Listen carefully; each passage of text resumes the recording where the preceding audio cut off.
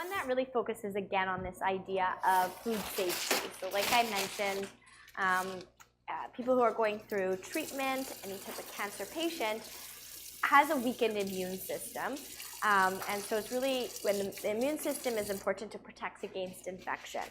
So really important to make sure that the foods that you're eating are safe and not having kind of that bacteria or any type of germs, because patients who are going through chemotherapy, radiation, any type of transplant are at risk of food poisoning.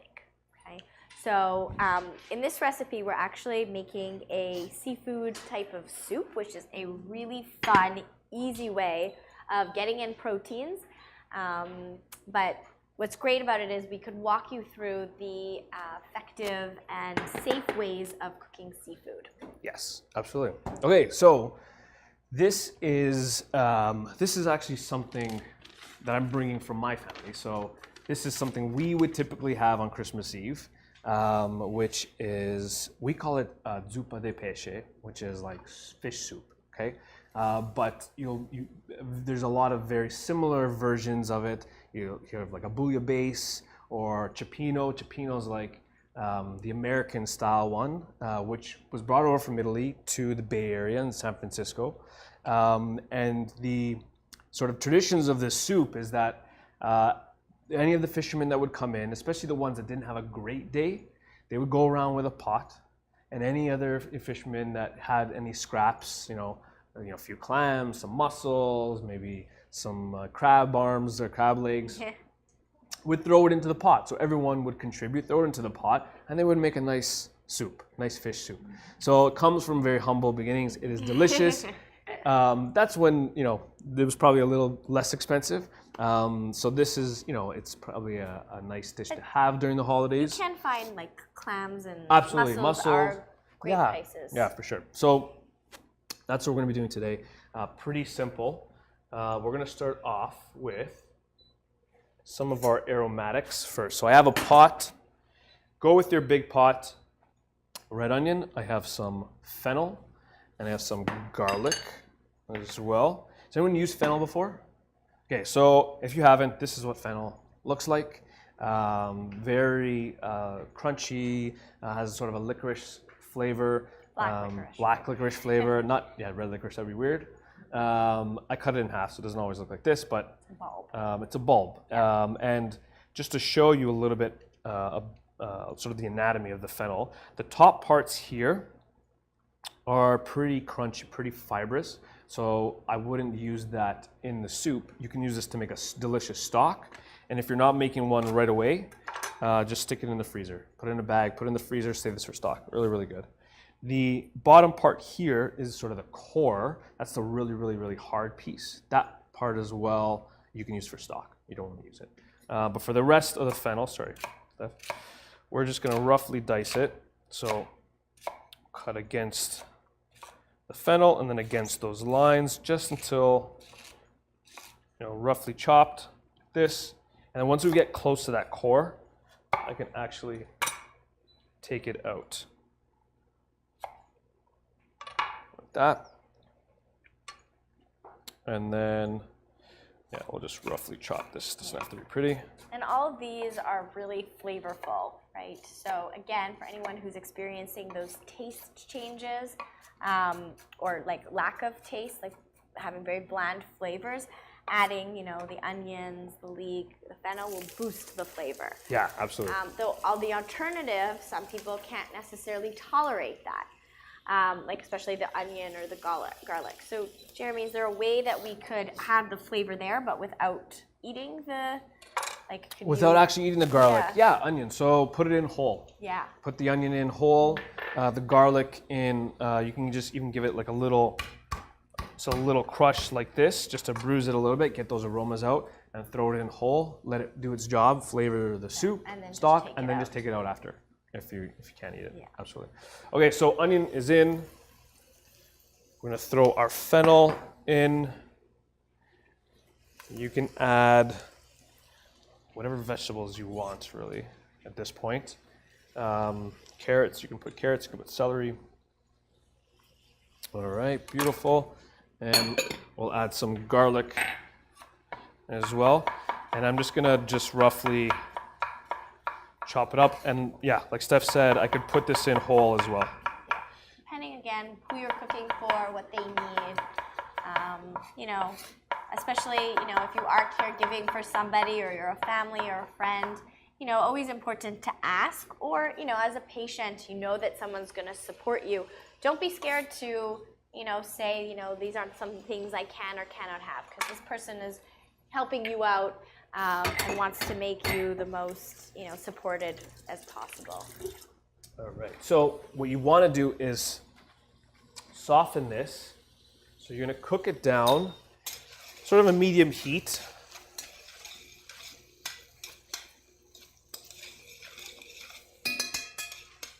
And you want to cook it until it's softened. Add a little pinch of salt, and that's going to help to draw out some of the moisture. It'll help to cook it, make it cook a little bit faster. So I'm going to speed this up. Once it's about 5 minutes in, it's nice and soft, and you have a little bit of caramelization. We don't want it to be too brown, but a little bit of caramelization is good. We can add, so on there, we deglaze with white wine. That's traditionally what we would use. A little bit of white wine. The alcohol actually burns off. So if you're worried about the alcohol, it cooks off. You're not gonna have it in there. You're just gonna have the flavor behind. If you don't want to use white wine, or if you drank all your white wine, you have no more to use, then you can use a little bit of stock, vegetable stock, chicken stock, a light stock, fish stock would be perfect. A little bit of lemon water you can put in there, just something with a little bit of flavor to inject into those vegetables. What I like to do is actually you can get bottles of clam juice. You'll see them where they sell cans of tuna. And they usually, you know, you'll have them for soups or stocks or different cocktails they'll use. So a little bit of clam juice and a little bit of lemon in there for acidity. And that's it. And I'll use that as sort of my substitute for white wine to deglaze. So we're going to put that in. Beautiful. And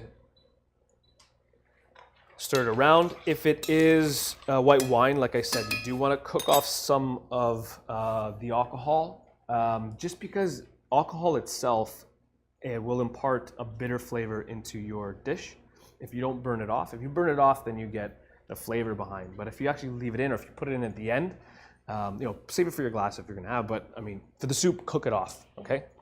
So that's in there. We're gonna add our tomatoes next, really quick, and we're using canned tomatoes, which are absolutely fine, especially now. You know, you're not going to get anything in seasons fresh. These are delicious. Get the whole ones, and then just crush it up with a spoon or your hand.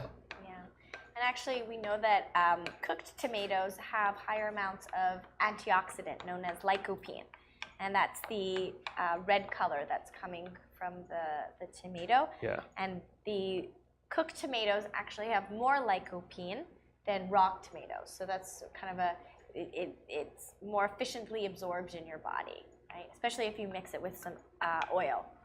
So that's what we did. Beautiful. Okay, so now the tomatoes go in. So the tomatoes are going to add a lot of flavor for sure. And then we're going to add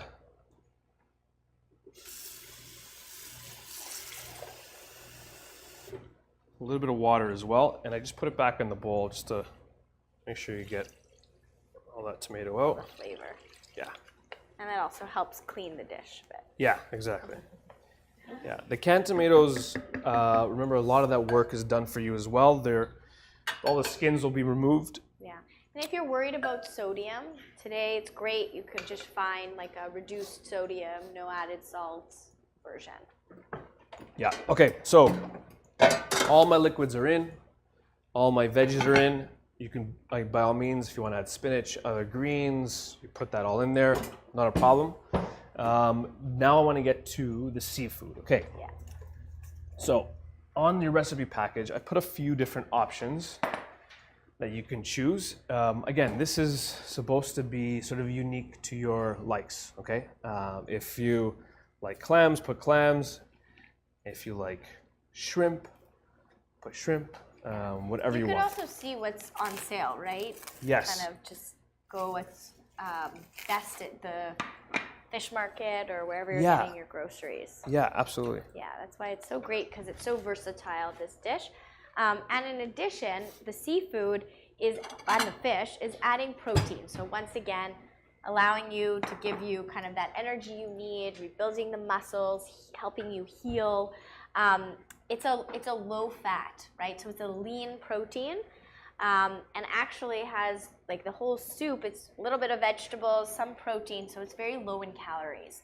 Okay, so especially for those who are managing their weight, then definitely it's a great thing to stock up on. Yeah, I think they're doing construction next door because I hear a drill going off. I don't hear. Okay, so mussels. What we do want to do beforehand is obviously you want to buy them from a good source. Talk to the fishmonger. This is something that you do want to buy fresh. There usually is a printed date on the package. Sometimes they come in a mesh bag. Sometimes they come in sort of a vac sealed container. Just make sure that you're well within that window of expiry. When you do open them up, you want to sort through them. Anything that is cracked, any of the shells that are broken, you want to discard, okay? That goes into the garbage. Anything that is open, what you can do is, so this guy was actually just, it was like this open, and I just saw as soon as I tapped, as soon as I touched it, he closed up again. If it tries to close up again, then it's good, it's alive, it's not dead. So you want to sort through them. Anything that you're tapping and is open and it's not closing, you discard, okay? Same thing, so I put a couple in here I knew. Discard, okay? There is going to be there are going to be a few mussels that you're going to have to go through. They're fairly inexpensive, which is good, but you do want to make sure that you sort through them ahead of time. And how do you wash them, or are they already washed?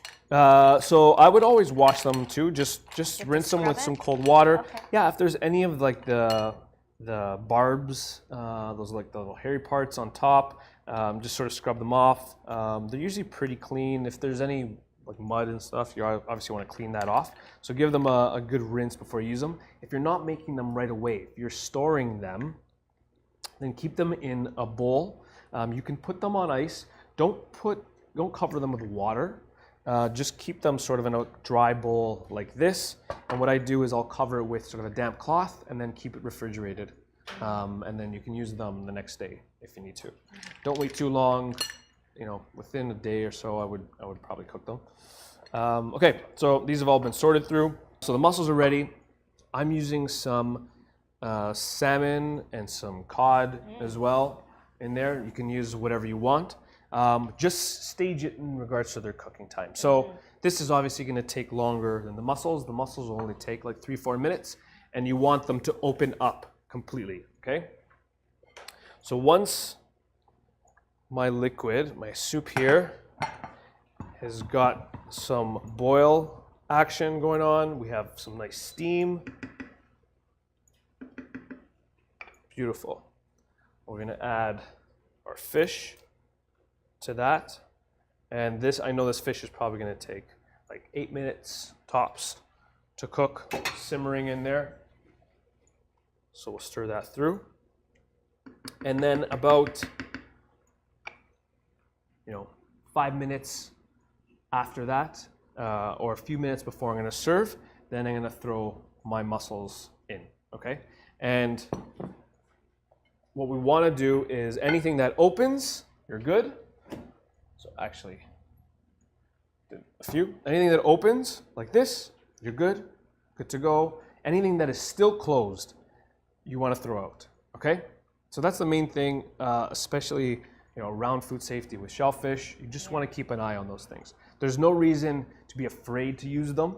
They're delicious. So good. Very sustainable. Yeah, healthy, really easy cooking methods. It's just, be safe and make sure that the ones that you're taking or the ones you're eating are the ones that are open. Yeah. Right? Absolutely. Okay, so it's very quick. Once that soup, all your fish is cooked, you're good to go. You can season it the way you like to season it. Though it has so much flavor already with the onions and everything. Yeah, it really does not need much Yeah. at all at this point. Okay, so we have our bowl. We'll give it a stir. All right. It smells really, really good. Now I like it a little bit more broth. Well, I can't even talk now. I'm just distracted. Sometimes you would just have a lot of fish and just a little bit of broth. Again, that's up to you. Yeah. And I guess it also depends like when you're eating it. You could eat this as a main meal. If you incorporate, you could throw in more vegetables in, or even have like a slice of bread or baguette on the side to dip into the sauce. Oh yeah, too. absolutely. So that's the soup there, and then you can garnish it with whatever you want. The tops of the fennels have these little, call them fronds, which you don't have to throw out at all. They're really, really flavorful. And so we'll throw that a little bit on top. And that's it. That's our zuppa de pesce Yeah. seafood Love it. soup.